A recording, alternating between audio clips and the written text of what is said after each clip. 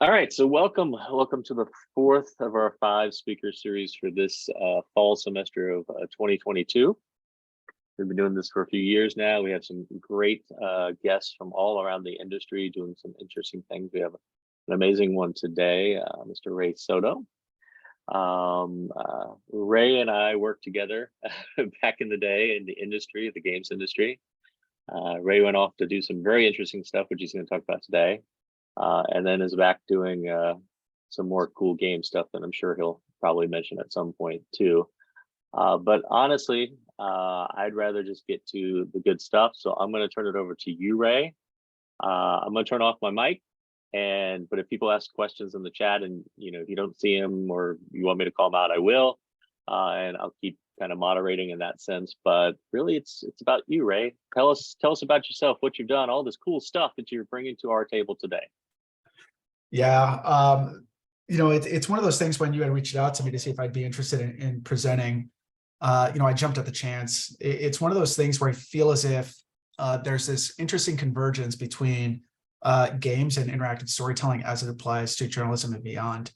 It's one of those things where a lot of folks might not think that other industries are essentially building small game teams, but it really does make sense. And I know that you gave a presentation recently about that convergence as well.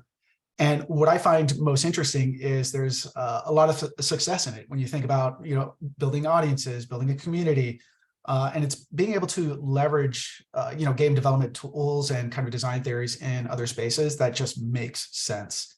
So what I'll be sharing are some of the insights on not just who I am, but specifically what we were doing within the journalism industry as it applies to gamified storytelling. So let me fire up my presentation here. I'll do a screen share.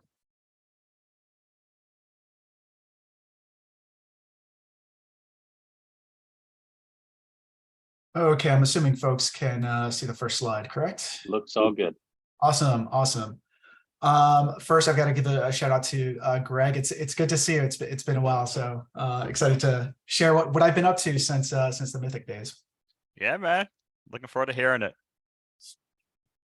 So one of the things I want to start off with is an opportunity for us to be honest. And ultimately, as we're talking about the convergence of games and other industries, it's really starting to think beyond, what we are currently at, where things are going, and trying to identify some of the opportunities when it comes to identifying trends beyond just, what do we see with the technologies? What are we seeing with what are some of the capabilities that we're able to apply into games? But it really does come down to audience expectations. And I think that is the key thing to keep in the back of your mind as it applies to not just games, the games industry in its current state, but what we're starting to see and where things are going. So for me, I wanted to propose a question I want us to keep in the back of our minds throughout this entire presentation. That's what comes next. Ultimately, what comes next from a user experience in games? What comes next from a user experience within journalism and on from there? We're starting to see quite a bit change, but ultimately, it's really important for all of us to always ask ourselves, what does come next? So, James had asked me early on, a little bit about me, but I thought I'd go a little bit deeper. I do have a very interesting career journey. I like to consider that I'm in my chapter 4 of my career book. I started off working for the federal government, and I had, the clearance and all that type of good stuff. Ultimately, my passions just weren't there, and I've always wanted to make games. So going from, the government work into games, working at Mythic Entertainment, was truly an exciting experience for me. Learned quite a bit. I've worked with so many amazing individuals, and it was really focused on the art side as well. So for me, it was, how do I help realize the vision for a particular game or an IP with the art that I create? And I was specifically focused on the environment art side of things. But as the gaming industry is, things do ebb and flow. And in 2014, Mythic Studios shut down. And I was trying to figure out, what am I going to be doing next? And honestly, I thought my career was going to take me out to California, interviewing with a few places out there. And interestingly, I received a phone call from a company called Gannett. Gannett, at the time, was really interested on expanding. expanding, to new audiences, leveraging these technologies in different ways, but really focus on the storytelling side. And truthfully, I didn't apply for a job. They ended up calling me, and they had asked me a question, do I know anything about VR storytelling? And I'm going to be completely honest, I completely lied. I was like, yeah, I know, I know how to make VR is what they were calling it. I definitely knew how to use Unity, but really I was just interested in what they had to say. And I will never forget going to the corporate office within Tyson's Corner. And for those who are in the area and might have driven past it, it's this large glass building. It's almost kind of like the Emerald City in a sense. And I'll never forget walking up to it and thinking to myself, this is far too corporate. I never want to do this. Let me just get in and out and that type of thing. And what ended up happening is something that changed my mind about creative storytelling. I had not realized that Gannett is the parent company of USA Today, and that Gannett is really focused on several different verticals, but really on the journalism side. So the conversation I ended up having was with two of the reporters assigned to a project, and we were kind of exploring and sharing ideas on what we could do with interactive storytelling, but specifically immersive storytelling and virtual reality. So this was 8 years ago when the Oculus was still a very, very crude development kit, the DK1. And I ended up leaving that essentially an informal interview thinking to myself, you know what, I want to give this a try. I want to see what might be possible. And I was there for 8 years. And when I think back to my career from game development into journalism and now returning back into games, it's one of those type of career paths that makes sense. And it's also kind of following the technology trends where we're starting to see with those audience engagement when it comes to expanding on, gamified storytelling experiences. And this last photo that you see here on the far right is my box of stuff packed at Gannett. Essentially, I feel as if I'm very fortunate to have had the opportunity to move into entrepreneurialism. I'm a co-founder of Lorik Games with some former Mythic Entertainment folks. And it was just one of those pivots that just makes sense, as I had mentioned before, and I'll share some of those details in a bit. But the reason I wanted to put up this image of the box is we are in a time in which you have to find those opportunities. You have to try something new. You do have to take some risks. I'm not saying it's for everyone, but at the same time, it was also interesting when I went back to the office 6 months ago at the Gannett office, still kind of during the pandemic, and I was the only one there. So my goodbye was very surreal. I was the only one in the office. I packed my stuff up, looked around, I was like, I don't know why I'm sticking around. So I decided to leave. But that box meant everything to me because I felt as if I've accomplished quite a bit in the journalism industry. So really, it just, as I mentioned, it does come down to interactive storytelling and for us building communities around multiplayer experiences. So who's Lorik Games? As I mentioned, we were co-founded about 6 months ago, but it's a conversation that's been happening for almost a year at this point. For us, it was all about finding the right core team, but really aligning ourselves on the vision of what it is that we want to make. How can we take the experiences that we've had in the past few years from not just game development, but also our different industries that we kind of went to and are now coming back. And what we ended up realizing is we're passionate about survival games. We're passionate about strong storytelling. We're passionate about multiplayer and cooperative experiences. And having those as our core pillars for what we want to create moving forward is something that really told us that there's something special here. There's something that we feel as if we might be able to bring to the table that would kind of stand out in a sense. Our goal is not to innovate the industry. We want to essentially evolve the industry. We always use the term plus plus. And what that means is we want to be this, but plus plus without having to worry about, the foundational stuff that might break things, or we have to try to figure out too deeply in the sense of, new tools, tech, the big and shiny stuff. And I think that for us right now, as an indie studio, it's good to know that we are aligned in the sense of, well, let's not worry about this now. Let's focus on what we know we can do very, very well, but leaning towards some of those trends that I had mentioned before. So as I mentioned trends, we spent months researching. It's always good to ensure that you don't dive headfirst into pretty much anything. And I think this will really apply to working on games as well, regardless of what your role is within a game development team, whether it's the art side, engineering, or design. There is a process of research to identify, where can things align? Where is the unique art style? Where can we leverage some from the design components and on from there? But for us, determining the types of games we wanted to make, we're looking at the landscape of kind of traditional media and streaming media and what's going on in the games industry right now. And there are a lot of things that you start to see that it's starting to come together. It's that convergence. You look at Sony, EA, and Microsoft, making large acquisitions. You're looking at the Netflix, Disney Plus, and Amazon on the streaming side, purchasing IPs and starting to really build and distribute games now, whether it's mobile apps specifically, but regardless, you start to see this convergence, and where things are starting to meet in the middle and identifying this as an opportunity of strong content library, premium content. Subscription model is always something that's been pretty regular over the past handful of years, but we're starting to see that quickly accelerate, but really games as a service as well. So being able to identify exactly that told us that, okay, this is something that we can be prepared for. This is how we will communicate our unique fit. And it's something to keep in the back of our minds that will really guide us as we are looking to build a game studio and not just one game. So as I mentioned before, you have to evolve. So for us, having this as a thing that we start with provides us that opportunity to continue to grow. So I think now is probably a good time for me to highlight some of what I'll be presenting within this deck. So ultimately, what I want to be able to share with all of you is, how we applied game design to journalism, specifically storytelling. I will share a high-level framework of how we applied game design at USA Today. But what I think is really important to highlight is, USA Today is just our national brand for journalism. We are actually, or were, a network of almost 300 local markets, mostly in the US and a couple internationally. So you think about all of those communities, and it's something to really keep in the back of your mind that one solution doesn't fit all, but you can build a framework that can support storytelling throughout all of them.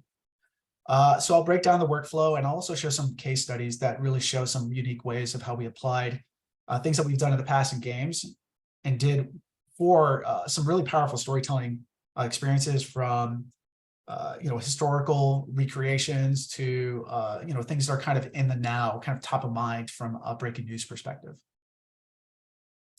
So I think everyone got a preview, but I want to kind of highlight that game development is pretty complex. There are a lot of folks who kind of come into it, and especially Gannett, in the sense of like, oh, this is easy, it's going to be a lot of fun, but in reality, making games is like this. Oh my God! Oh my God!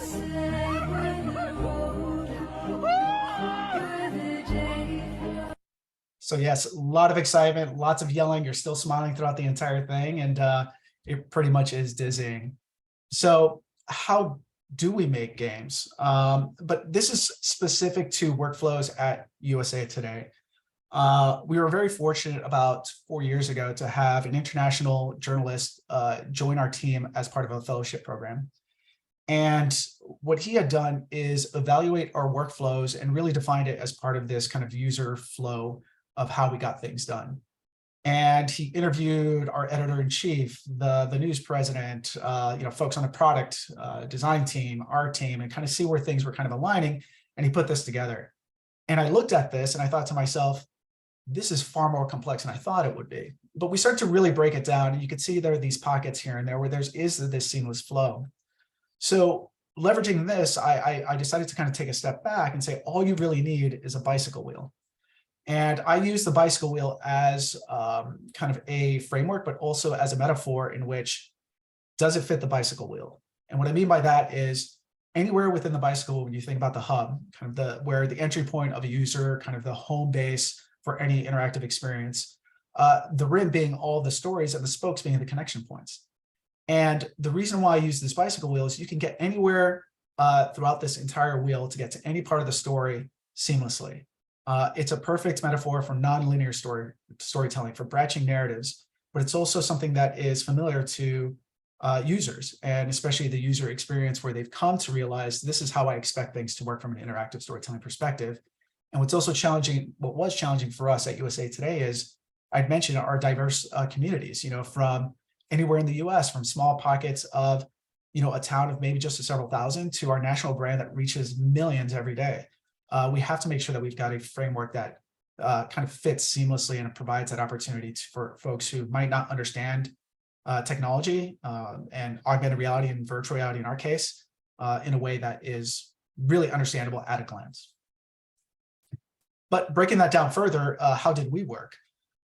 So really, from the high level, breaking it down into this format is something that worked well for us.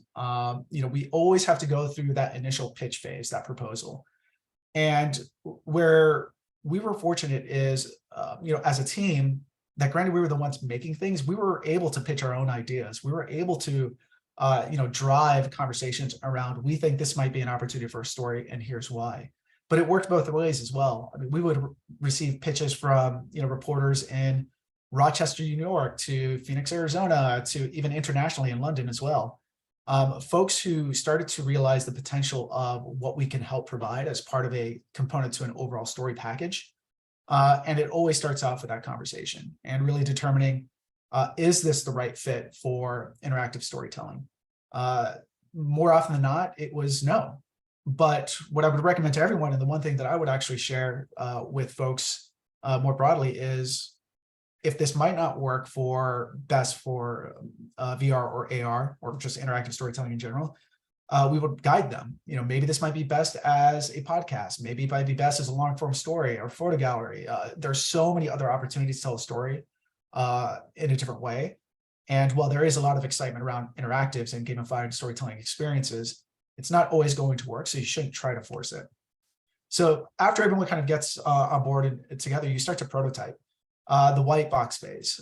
It's really just proving out quite a bit from an outline of a story.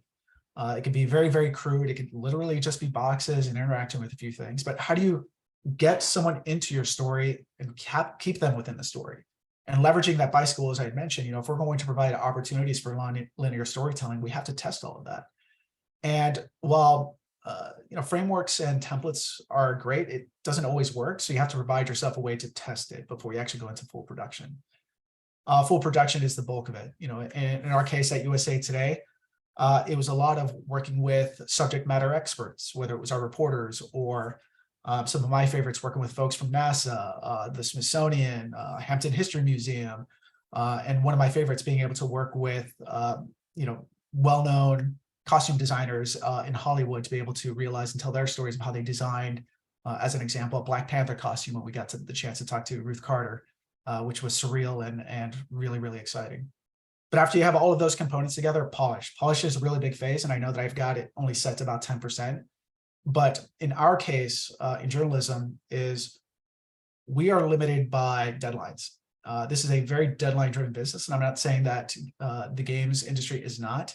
But for us, we're going to start on, let's say, the first of the month, and we have to have the story out by the end of the month. And ensuring that we have an opportunity to actually polish is really, really important.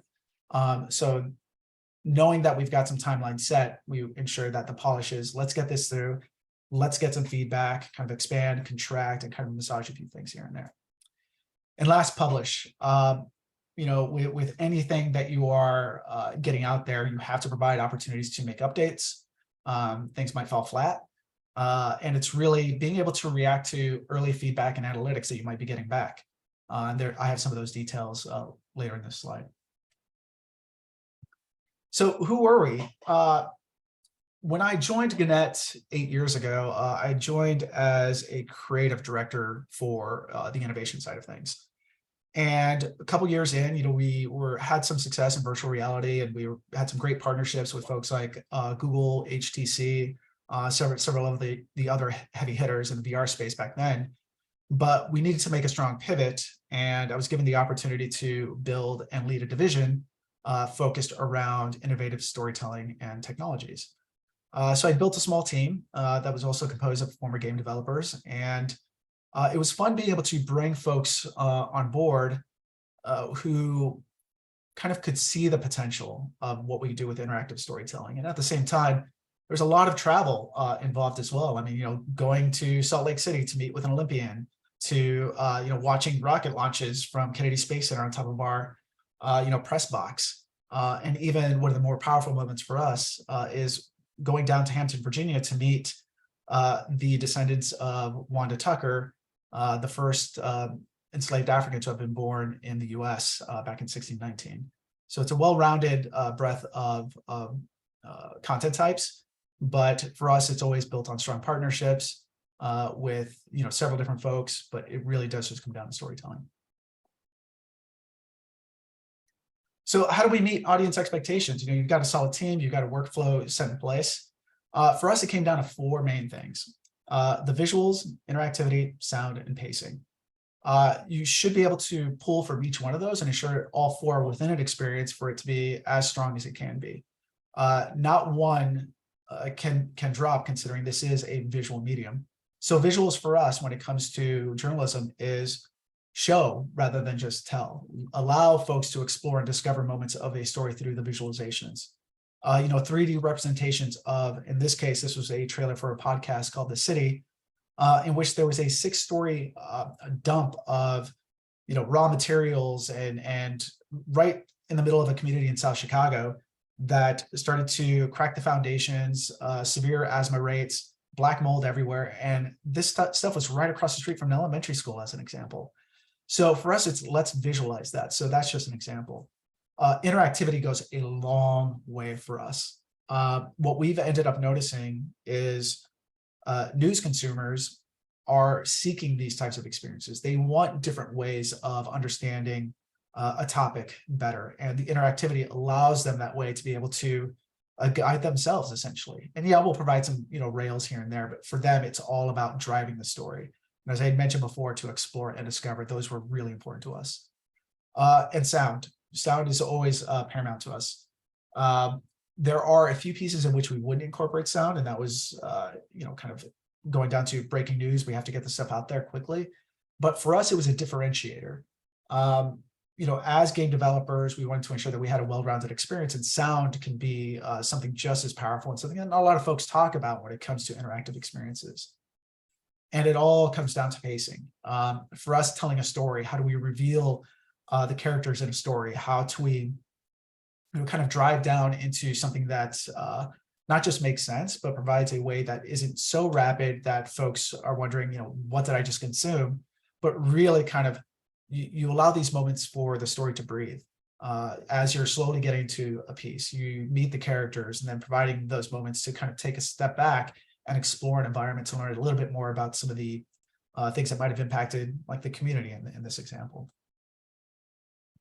So how do we do all that? For us as former game developers at the time, we were really strong on leveraging the Unity platform. And what that means for us is, sure, we could create a one-off experience and then, post it somewhere in hopes folks download it. But, we are a network of about 300 markets, including USA Today. So that means for us is, how can we reach those audiences as seamlessly as possible? And we did that by integrating a Unity framework into all of our native apps. So that is essentially 300 or so AR capable, devices across those 300 markets. And it was fantastic for us, but we had to ensure that everything that we put within there could support a variety of stories, from some of the hard-hitting news side of things, the breaking news side. There's quite a bit. And for us, we wanted to differentiate ourselves from our competitors like the Washington Post and New York Times and Vox, and on from there. So for us, it was all about, those strong visuals, 3D models, high resolution, high fidelity. You see the Black Panther costume as a point cloud off onto the top right there. But we also want to be able to support more traditional mediums as well, such as video, images, and audio. Custom, animations, and really being able to also update things in real time by leveraging an API. So in this case that you see here, World Cup scores for Team USA just a handful of years ago. User interaction, haptic feedback, gaze detection, tapping, swiping, all the things that a lot of folks are already familiar with because they've been using a mobile phone for well over a decade in some cases. So that means, how can we leverage what folks are already familiar with and comfortable with and applying it to the stories that we're telling as a way to drive that story forward and give them the opportunity to drive it themselves. And accessibility is really, really key for us. We want to essentially get out of the way and make this as easy as possible for someone to be able to interact with our stories. So what that means is a seamless integration. Our on-screen messaging, things that are clear, more conversational. But it's almost as if it's in the background. They won't even know it unless they actually need to access it. So what we would do is we would say, we want to have our Unity framework be just like a video player. It's there, it's functional, the asset's there, and you hit the play button, it starts off. We wanted to make it as seamless as that. So applying all of that, our focus was or is on storytelling innovation. And one of our first projects, and I want to mention this as an example here, 5 years ago, I was pulled into an office and said, hey, we're working on this project about Trump's proposed border wall. And this particular story is we're going to identify 7 important stories across the border, from drug smuggling, migrant crossings, communities divided. I mean, it's a wide breadth, but show that this issue is much more complex than it really is. And they said to me, we've got a helicopter. I was like, okay, well, I've got a helicopter. There's a lot that I can figure out what to do there. So knowing that we were going to fly the entire length of the entire US-Mexico border, I was working very closely with a helicopter crew to incorporate LiDAR functionality, leverage their LiDAR functionality based on the camera that they have, and also a series of photographs. What we wanted to do differently is identify 7 locations across the border that were unique in story and also topography from what we were seeing across all of them. In this case, you see here Big Bend National Park.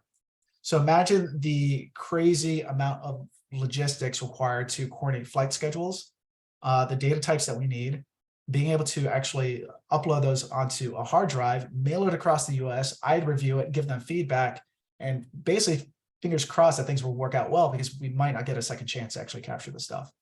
So it was really interesting for us to be able to leverage the opportunity, identifying, okay, if there's something we might be able to do here, let's give it a shot. We might not know if it'll work or not, but it's always about experimenting. It's always about innovating, but in a way that is calculated. So lots of conversation on from there. What you see to the far right is the final 3D rendered model based on both LiDAR and photogrammetry that is as near lifelike as possible for a VR experience. But let's talk about augmented reality storytelling. I briefly mentioned before, one of the projects that I feel most fortunate to have worked on is 1619. And for our particular version of this story, we worked closely with the Smithsonian. We worked very closely with the Hampton History Museum and ship experts. And I wanted to make sure that I call that one out. During the pitch phase of this particular project, I was pulled into a meeting, and I was the last one to give my ideas. And they turned to me and said, Ray, do you have any ideas? And the first thing I said to him is, this is a story that we can't tell. What do I mean by that? For us to be as respectful as possible for what ended up happening and doing a virtual recreation of the enslaved Africans' journey across the Middle Passage, we worked with African-American poets, writers, artists, and as I mentioned, with historians and experts. That ship expert, as an example, we were trying to identify what was the ship, the White Lion, that the enslaved Africans were brought on. And he worked with us to identify court documents that he ended up finding about a week before we even started on the project. He said, look, this here says it's a Dutch flute. It's like, a Dutch flute is this type of ship. There's already one you could actually go to, and it'll be very, very similar. So what we thought was the iconic image of all the enslaved kind of lined up next to each other for a ship actually just wasn't that. It was something that these folks were thrown into. And that really changed our perspective quite a bit. And what this example is here is just a small snippet of what we created. Our feet blistered and bleeding, we finally arrive at the port of Luanda and gaze upon a beast sitting in the sea. It is the largest ship we have ever seen, and we marvel at the sight. No sooner than we feel the breeze upon our faces do they grab us.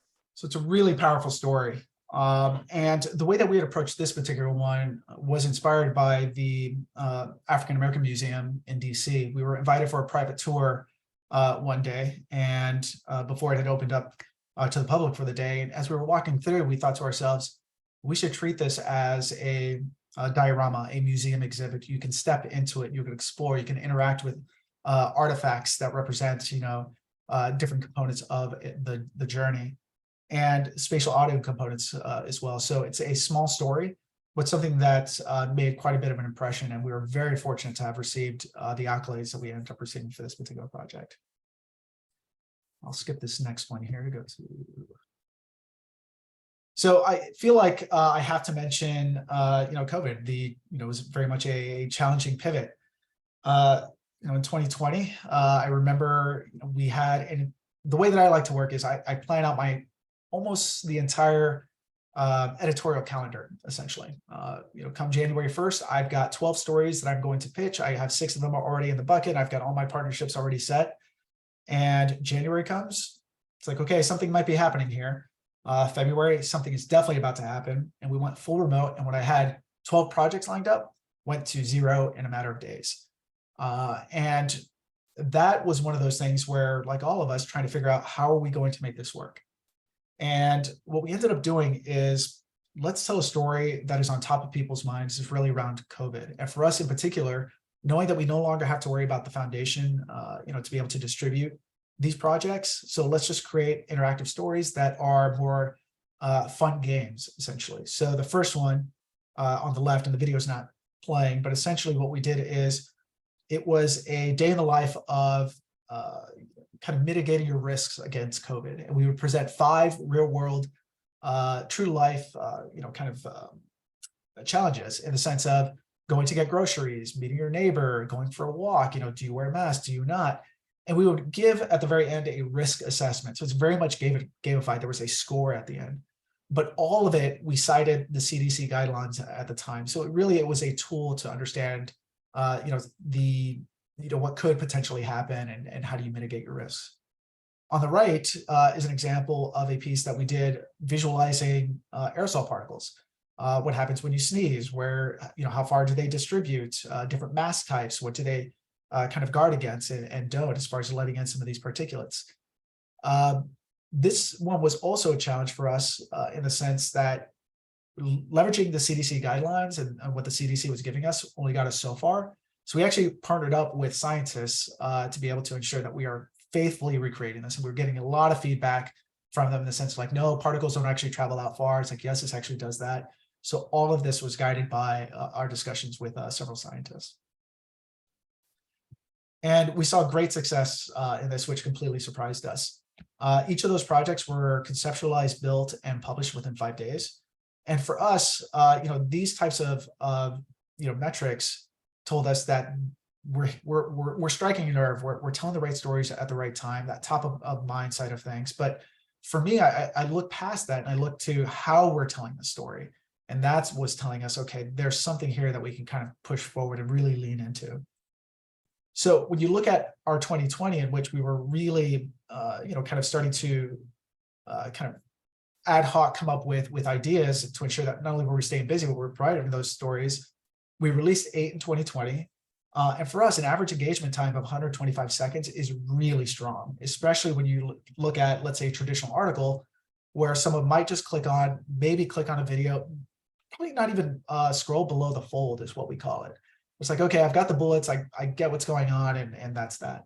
So this amount of time within an experience is very strong for us. But consider our average monthly views and that significant spike in 2020 compared to the previous years. And what was great for us to be able to see that is, as I mentioned before, this type of content is resonating with our audience, but it's also showing that our audience is changing. They understand the technology, they understand how to interact with these types of experiences, and they are seeking it as well. So I think that's really important to mention. But our framework also supports near breaking news coverage. The January 6th riot, like I'm sure all of us, but especially as we were at Gannett, just glued to the TVs, wondering, okay, what are we going to do? How are we going to, inform our audiences about what might be happening? And this idea was actually conceptualized by our project manager. As soon as we started seeing this, she reached out to me and said, hey, we should visualize where some of these iconic photographs are actually happening within and around the US Capitol. So working with her and photographers and a reporter, we quickly pulled something together, and we were ensuring that our sourcing was correct.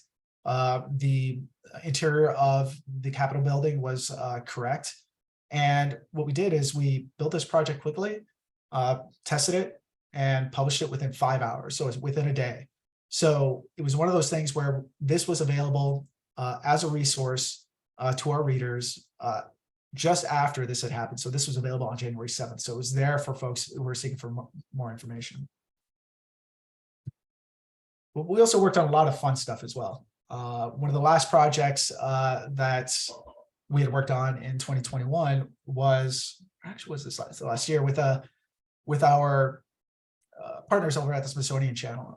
They had reached out to us and said, hey, we've got an idea. We want to partner and tell the story of the Mars Perseverance rover and visualize, a way for folks to interact and learn more about the hardware. And through this partnership, they were able to provide the assets to us, and we worked closely with NASA and our space reporters in Florida today. So it's this interactive experience full of animations, audio, some interactivity. And again, it's just so folks understand, this amazing accomplishment of kind of human ingenuity of getting something to the surface of the Mars with this type of functionality, the way that they were getting it there. This project did very well for us, and it was something that we're able to publish more than once because there were different milestones across, several months, and even still currently happening in the sense of, okay, the rover landed safely. Okay, the rover's about to move. So we're always able to recirculate this particular project. And for me, what was most exciting as well is being able to get this out there to as many people as possible. Being able to ensure that folks around, kind of the Space Coast around Florida can have access to it, around Texas, some places in California. So really tapping into the space fans, being able to reach them and be able to surface this as featured content was really exciting for us. As I mentioned before, you always have to adapt. And what we ended up noticing is when we're looking at our engagement data, that there was a steep drop off as soon as a user would tap onto our thumbnail. And what you see on the left is kind of our version 1, and on the right is version 2 of our onboarding sequence. But on version 1, we created that back in very early 2018. Augmented reality was kind of around. We knew how to leverage it as part of the Unity package, but our messaging was completely off. So when you're asking someone to have access to their camera, it turns a lot of people off. What do you need it for? I don't know what augmented reality is. It's too kind of jargony in a sense. So what we'd see is, a steep drop off as soon as folks would reach this screen. So through a complete design refresh, working with our product team, we made things much more conversational. And what was great is folks felt much more comfortable because we were clear as far as what it is that we're doing and why we need access to the camera.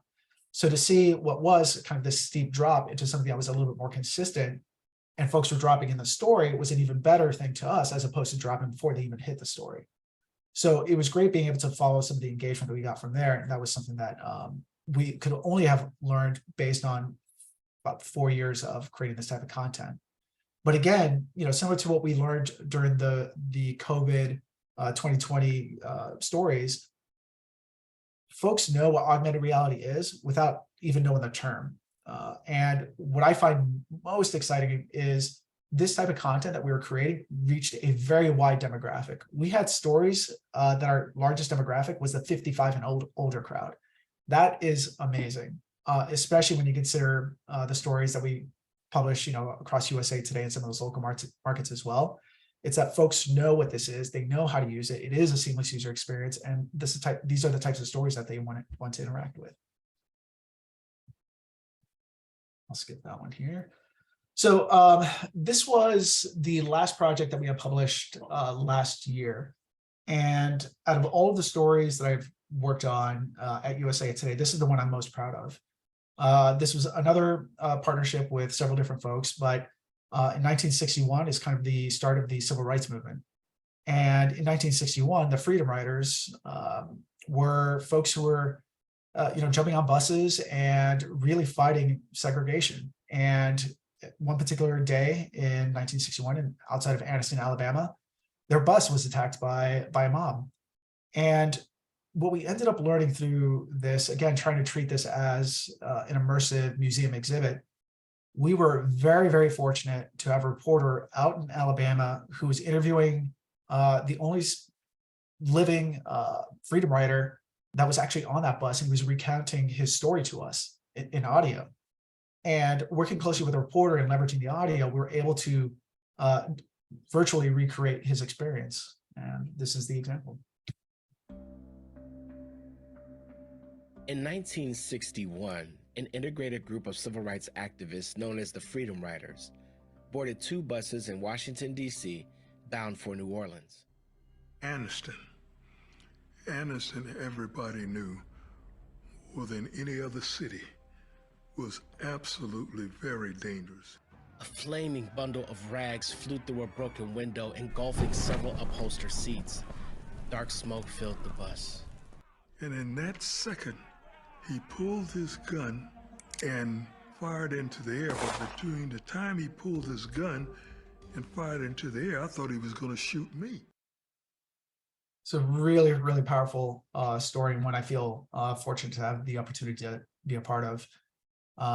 It was one of those things where, as we started to receive the audio and also video interview, the weight of how powerful this is, and how, like all our stories, were very much, serious, but in a way that we wanted to ensure that we respected the freedom riders and folks who might not have made it, through the civil rights, and especially with a lot of what was going on back then. So for us, it was a very powerful opportunity, something that we were excited to be a part of. But again, this was only a success because of all of the people that were supporting us and the partnerships we had across the organization, but also externally as well. And the last example I'm going to show is different. I highlighted it that our framework supported more than just augmented reality. And this particular project was presented to us by our editorial team in Louisville, Kentucky. And with the 2-year anniversary of Breonna's death, or killing, what they had done is they had opened up a line for folks in the community to be able to call in to share their story of how they've been impacted. What are they feeling? And it was an audio only experience, but there was still an interactive element in this. So there's this nice kind of narrative arc across all of them. And this one, while it's audio only, there's still that nice visual component that just is very seamless, provides a way for folks to hear from this community and be able to walk away from it and guide them to other components of this particular story package. Anger over her death spread around the world, but it affected no one more than the Black women who saw themselves reflected in her. We met in high school our freshman year, and we were friends. This is once again a constant reminder of the racist, hatred America that we truly live in. Breonna Taylor's murder emphasizes how vulnerable Black women are in a violent society. So again, powerful stories, and being able to hear from the community and being able to share their stories with their community via our app was something that could not have happened had it not been for the reporters who had pitched the story idea to us. And all of this was their idea, and we just helped visualize it and being able to pull these components into an interactive experience. So throughout all of that, over 8 years, we've learned quite a bit. We realized that these types of stories provide value. They reach a broad audience and they drive repeat visits. And hitting on any one of those, but especially all 3, is showing us that the landscape is changing. If you go back, to the beginning of the slide, we're talking about this convergence of games and traditional media. Folks understand how to access the stuff. They also understand how to be able to, learn more about these stories through this format. So, it was, for me, I'm humbled by the opportunity to have built the team, and at the same time to have really strong partners throughout the entire way. And through that, we've earned over 20 awards and accolades. We've gotten a Pulitzer Prize, we've gotten Edward R. Murrow Award, we've got. It was a nice collection of awards from the journalism industry, which told me that, okay, this is nice, but I feel like maybe it might be time for me to kind of step aside and get back into games, knowing that there is this convergence. But the reason I want to share this is games is more than just entertainment. It's factual storytelling, purposeful storytelling. There are opportunities across several different industries that most folks might not realize. So I think it's really important to mention that. So I was trying to think of a few things to share with you as I start to wrap up my presentation. It's my advice to you. When you're starting to pull together some of your assets into a portfolio, you need to evaluate and adapt your portfolio and do that often. As I'm starting as a studio art director reviewing portfolio examples, and this is kind of across the board, you start to kind of see the same thing over and over again. It becomes one of those things where it's also not really tailored for the types of games and that we're working on. So what I encourage you all to do is, if there is a studio you're interested in applying to, there are several different things. Don't ever hesitate to reach out to folks who work there. Learn more about the studio and the studio culture. Learn more about, maybe you'll get some insights on the project that they're working on. At the same time, do some research in the sense of who might be leading some of those teams and the games that they've worked on in the past. So you have a better understanding of what you might be able to submit into your portfolio to be able to attract some interest. At the same time, whether you're working on an interactive experience itself, or even as it relates to you telling your story, understand the story and being able to tell it clearly. Tell the story through your art, tell the story through what you're developing and on from there. But as it relates to USA Today and even the work that we're doing at Lorick Games, we have to be fully aligned across all of that. We have to be very, very clear. We have to be able to tell that story in a way that we know, that our audience knows, that we understand it. Be transparent and update often. What I mean by transparency is be open with one another and the rest of your team. If something doesn't feel right, bring it up. Work through it. Make adjustments. That polish phase, I think, is a really good opportunity to fit a lot of that in. But if you wait until you reach the polish phase, your story might not be as strong as it could have been. So, provide your thoughts on it, provide your insights, and don't hesitate to update often. And never hesitate to experiment. There are going to be times in which you feel as something that you can do could be a really strong component to an interactive story. Experiment, try it out. But really always kind of look ahead and to identify some of those signals that you think you might be able to meet ahead of when someone might be expecting something. And lastly, you need to evolve with the technology and the player. And I think you can see that as a consistent theme throughout this presentation, all the different stories that we were working on, from updating the onboarding sequence from version 1 into version 2, from the different types of stories and how we were telling those stories. We always have to evolve. And that's just not with the technology, but it's also with the audience. So to take a step back, the first question I proposed, we're talking about all these different formats of storytelling. And granted, I have a mobile phone here. This applies beyond just mobile phone. So what does come next? And from my perspective, the future of content is immersive, interactive, and 3D. Thanks. I'll stop. Cool. Well, that was great.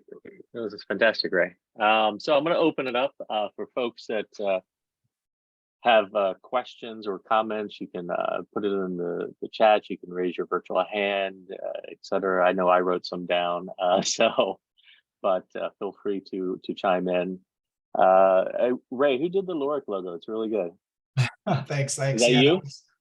That was yeah. very nice. I like it. Okay. And I love, since you're an artist, all the slides look nice and pretty and stuff. It's very, very cool. Love that kind of stuff. So while we're waiting for folks to I see some great comments in there about what you've been doing, but if you have questions, feel free. One of the things I noticed, and like you said, you've been in the games industry, then you went to here, and now you're back in the games industry. And when I was looking, for example, at that the workflow of percents of time on different things, right? How do you compare that kind of workflow that you saw, when you were doing that, and that kind of breakdown to what you've been done or have done traditionally in games? Like, do you see it being project-based? Do you see it basically, in games it's a little more here? Like, give us a little bit of insight into like how you've changed or modified that, because it seems very familiar. Yeah, it's familiar, but different in several different ways. The best that I can equate it to is what we're going through right now, where our kind of pitch phase was probably about 10 months long. And as a new company, it's very, very different in the sense of, okay, let's all propose ideas, see what sticks, see what we're excited about, and being able to walk away from that with an informed decision. There were some ideas that we're all pitching that we were really excited about. It could make a fun game, but be a fun game for me. It's like, no, that's not going to work. So it really just depends on, is it as part of, starting a new company? Is it a part of developing a product? Is it a project-based side of things? I'm not going to say any one of those is easier than the other because they all have different challenges. But if you use those as a framework, you can start to see kind of you push and pull just based on the team that you have, kind of some of the requirements from there, and really, what tools and kind of resources you have available to you. I mean, that will also significantly change things. So, there is, full transparency. Yes, that stuff does kind of change here and there. I like to think that it's as simple as it was in the journalism industry, where it's like you see this kind of bell curve in the sense of, okay, you pitch an idea, bulk of the work, and then you publish it and you kind of forget it. But in games, it's not like that at all, but you do kind of push and pull on a few of those. Yeah, these days you get to publish and then it becomes a whole nother workflow. But I think, Greg, you had your hand up first, and then I'll read out some of the questions in chat. So go ahead, Greg. Yeah, awesome. Great presentation, Ray. I appreciate it. So I have two questions. One, I'm asking on behalf of our students. Do you have a sense, Ray, of how many media companies are producing this kind of content? So if some of our graduates were looking to get something on their resume that's kind of game adjacent, that their skill sets would be applicable, because I think they would really benefit from a list of companies, maybe the company that you used to work for, where they could, put their resumes out there, look for jobs, because I think it could be a great experience for them. So that's one question, and you don't even need to answer it now. Maybe it's something we can gather that data later. Well, I guess we'll start with that one. Yeah. It's really cool to see how the media industry is adapting and recognizing that there are so many different ways of telling stories, and the interactive storytelling being one of them. So yeah, USA Today Gannett still has the team. They're starting to focus in some other areas as well. I haven't been there for 6 months, so I don't know exactly what they're working on, but I do know that they just published an AR story last week, as a matter of fact.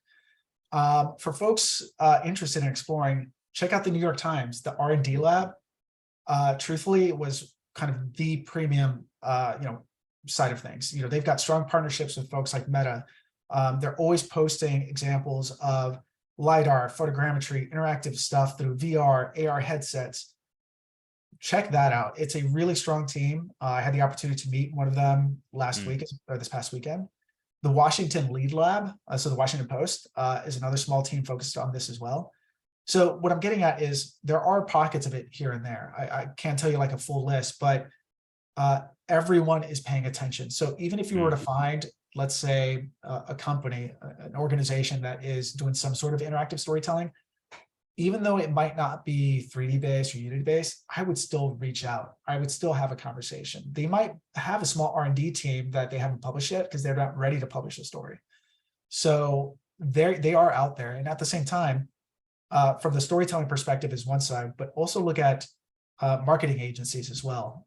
There's some local ones. Brightline Interactive pops off to the top of my head. I know there are quite a few in New York and in LA. I've had the opportunity to meet with some of them. So there are a lot of stuff out there that is very much game adjacent. And for anyone who is starting their career, it's a great way to learn, build relationships. You'll get to work on some really, really cool projects where you can walk away with this really amazing portfolio that almost everyone will pay attention to. It's like, oh, you did this. Oh, you did that. Tell me about this. Tell me about that. So something to consider for sure.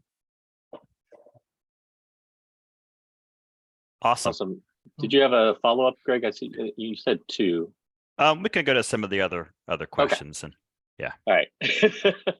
I'm going to read them off from the chat then. One of the questions was, do you believe that serious games could become more mainstream in public schools? I don't believe, yes, I do believe, and I know that, yeah, I'd be careful of how I frame that. I do believe, and I know that there is a lot of interest in, truthful, storytelling, serious games in public schools. As an example, when we were finishing up publishing the 1619 project, there were school districts who were interested in having our AR project as part of their curriculum. There is a lot of that that's happening right now. I don't remember what ended up happening with the USA Today side of things in that particular story, but there were several conversations I've had with, small pockets here and there in the sense of, hey, we want to develop a story as part of a partnership with USA Today that we can include in our curriculum. So yes, there absolutely is. I would also expand that to, for folks who might be interested in it, look to universities. Some universities have partnerships with local schools. So developing interactive experiences not from there. So it's my kind of long way of saying yes, absolutely. That's awesome. It'd be amazing if we had something like you guys did with the USA Today, where you could actually publish it to a bunch of schools at once, and it was a standard process. That would be amazing, right? But all right, the next question we have in chat is, in the media industry, what is what is the demand for sound designers, people who work with sound effects, audio editing? Are there a lot of them? Are they hard to come by? Are there too many jobs, too little jobs? Basically somebody asking about sound and audio as far as job opportunities. I don't know as far as how many they are, but what I will say is there is a strong need for it. There are strong audio teams as part of a production studio. All you have to do is look at, as I mentioned before, looking at those signals and kind of identifying where those opportunities might be. Podcasts, videos, documentary storytelling. I mean, USA Today did all of those, and I know other organizations do as well. And audio is a significant portion of that. So as an example, on the 1619 project, we had an audio producer fly out to Africa as part of the reporting side, and he had captured ambient audio, spatial audio of the beach, of several different components that we pulled in. So as far as sound effects, yes. So across all of that, podcasts, videos, and on from there. So there are pockets of it here and there. And similar to my previous recommendation, that even if you don't see a specific job for sound effects, if they have a podcast team, reach out to the podcast producer, have that conversation. I can almost guarantee you they say, you know what, we're not there yet, but I'll definitely keep you in mind if there is. Or they might not just have posted it yet. There's always an opportunity to pitch your services in a sense. I did that at USA Today, and it worked out in the sense of, look, when I first joined the company, it was on a 3-month contract, and it was my way of kind of interviewing them, kind of like, let's trial this out. And obviously they were doing it with me as well. But after we finished that project, I was meeting with the VP of product and, took him out to dinner and said, let's talk about this. Where do you see this going? Where do I see this going? How can we come together? And how can we elevate, the industry with these types of technologies? Highly encourage everyone, not just on the sound effects, but across any part, look for some of those signals, reach out to people who lead those teams, and just have a conversation.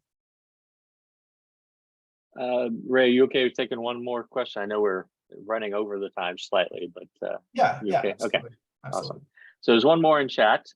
Are there any game mechanics that you know of that ensure learning, empathy, retention? Things that you can do as either games or interactive immersive storytellers that really drive home that kind of idea of learning or empathy or retention?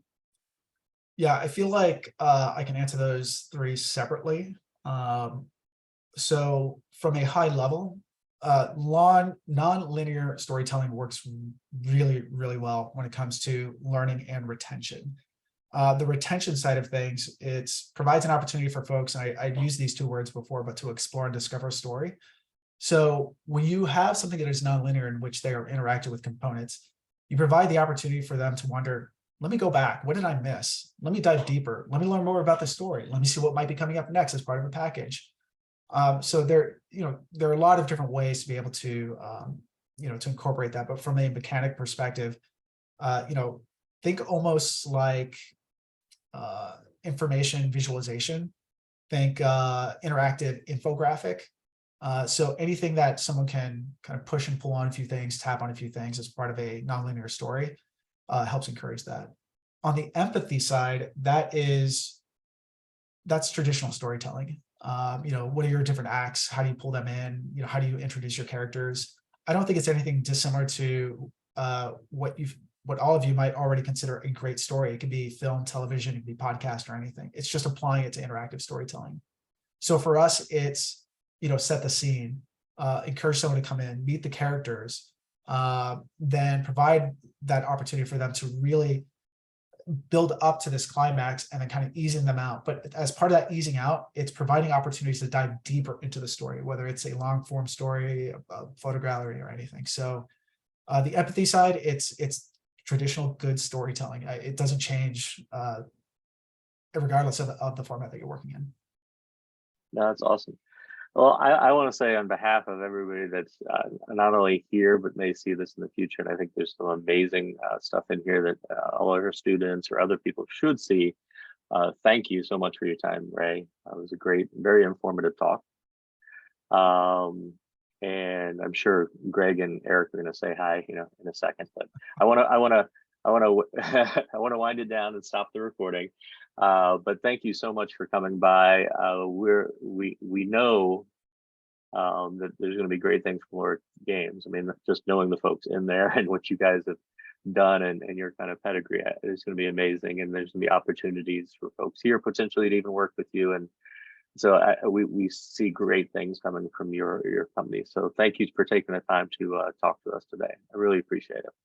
Thanks, James. I appreciate the opportunity, and thanks for all for joining and asking the questions. And my advice and recommendations of reaching out to people to learn more about their doing also applies to me. So don't ever hesitate to email me.